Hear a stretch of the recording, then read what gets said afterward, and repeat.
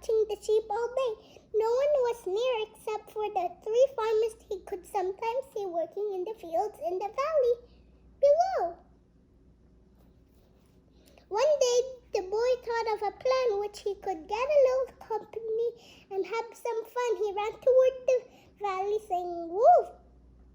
Wolf!" crying, "Wolf, wolf!"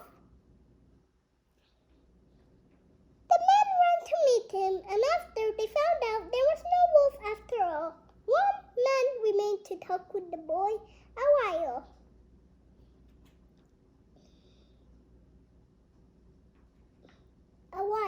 The boy enjoyed the company so much that a few days later he tried the same trick again, and again the men ran to help him.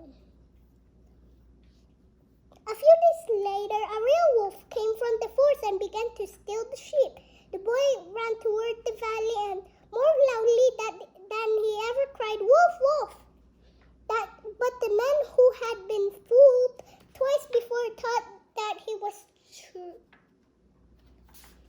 tricking them again. No one came to help the boy, and so the wolf had a very good meal.